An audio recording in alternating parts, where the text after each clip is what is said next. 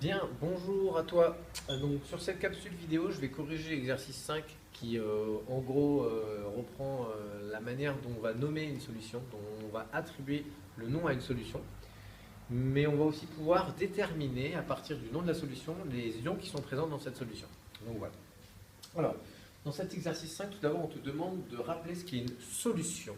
Donc, pour rappel, une solution, c'est un mélange d'un soluté dans un solvant qui va du coup donner une solution. Alors on prend un exemple.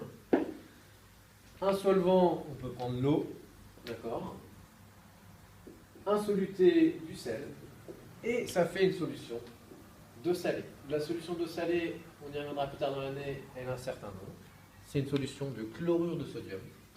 Mais bon, là, c'est pas le sujet pour le moment. Mais donc voilà. Bien. Alors, je vais passer du coup à la question 2. On te demande de déterminer les ions présents dans chacune des solutions suivantes. On te parle de la solution de chlorure de fer 3.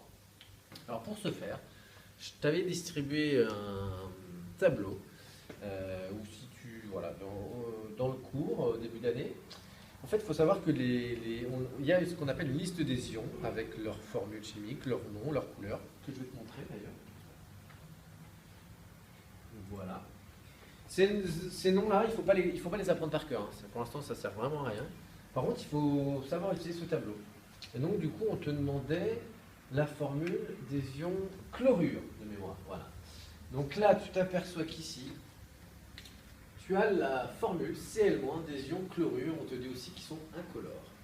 Donc, quand tu reviens sur le cours, la solution de chlorure de fer, elle contient des ions Cl-, mais aussi des ions fer 3. Et si tu vas chercher dans le tableau, tu vas trouver que c'est la formule des ions fer 3, c'est Fe3+. Voilà. On continue. Dans la solution de sulfate de fer, on a des ions sulfate et des ions fer. En fait, les noms des ions apparaissent clairement dans le nom de la solution. Alors, on va prendre un exemple qui n'a absolument rien à voir, mais vous allez voir quand même qu'il y a une certaine logique. Imaginons qu'il y ait un élève qui s'appelle Rio, Martin, Correa. Voilà. Donc juste avec son écriture, cette écriture, on sait quel est le nom du papa et on sait quel est le nom de la maman. Le nom du papa apparaît en premier, donc Martin, et le nom de la maman apparaît en second, Correa. Ici, c'est exactement pareil en fait. On va avoir le nom de l'anion, d'abord, celui qui est chargé négativement, puis après on va avoir le nom du cation. Ça veut dire dans le sulfate de fer, le mot sulfate correspond au nom de l'anion, celui qui est chargé négativement. Et fer correspond au nom du cation chargé positivement. Donc dans le tableau, on peut déjà aller voir sulfate, on s'attend à aller le voir dans la colonne des anions. Donc la cation, anion, on va chercher sulfate. On sait que, voilà. Donc sulfate, SO4 2-. Voilà. Alors attention ici, donc SO4 2-, on a les ions fer 2. Il faut faire attention, il y a les ions fer 3, Fe3+, et on a aussi les ions fer 2, Fe2+. Voilà. Alors pour le sulfate de zinc, toujours les ions sulfate, SO4 2-. On a aussi les ions zinc. Et là, dans le tableau, tu verras que ce sont les ions Zn2+. Voilà. Bien. Alors la question 3. Cette fois-ci, on te demande de nommer des solutions. Donc, on te donne un exemple. Une solution qui contient des ions chlorure, formule Cn-, et des ions fer 3, formule chimique Fe3+, se nomme une solution de chlorure de fer 3. Alors pour ici, c'est ce que j'expliquais un peu juste avant, pour nommer une solution, on va prendre d'abord, on va écrire une solution de, ça c'est le premier bloc, voilà, qu'on va toujours écrire. Ensuite, on va mettre le nom de l'anion. Donc le nom de l'anion, c'est celui qui est chargé négativement. Ici, celui qui est chargé négativement, c'est Cl-. Donc on prend ce nom dans le tableau. On rajoute un petit 2, voilà, qui sera toujours là. Et ensuite, on met le nom du cation.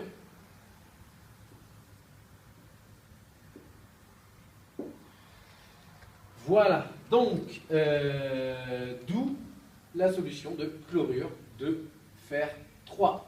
Si on réapplique cette logique à la 3, donc une solution contient des ions MnO4- et des ions K+. Dans le tableau, tu verras que les ions MnO4-, on appelle ça les ions permanganates.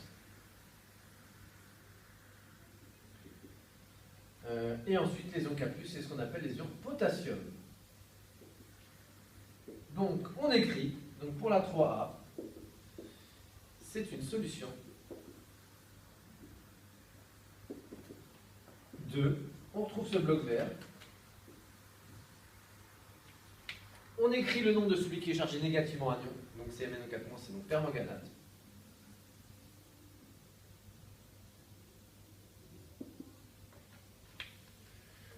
On rajoute le 2. Voilà.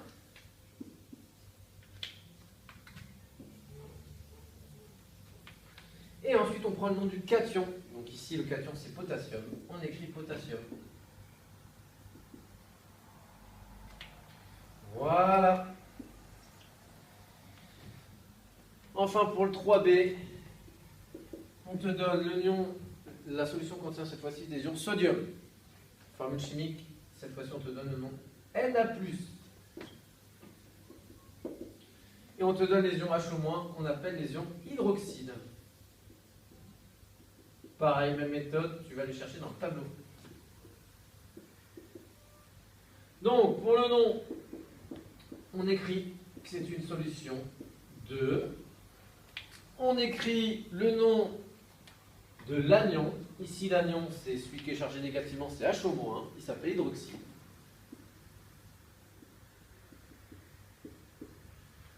Voilà. On rajoute le petit 2. Et enfin, le nom du cation qui est sodium, ce qui nous donne une solution d'hydroxyde de sodium. Alors juste un petit détail, mais c'est pas bien grave, on ne va pas dire une solution de hydroxyde de sodium, on va dire une solution d'hydroxyde de sodium, puisqu'ici, en fait, bon, il y a un H muet, donc ça fait 2 voyelles, et donc on va plutôt dire une solution d'hydroxyde de sodium. Voilà. J'espère que cet exercice te permettra de progresser, notamment sur le nom des solutions, mais surtout savoir quels sont les ions présents dans chacune des solutions. Et que maintenant, quand tu verras un nom de solution, ça te fera moins peur. N'hésite pas à revoir la vidéo si besoin. Allez, bon courage!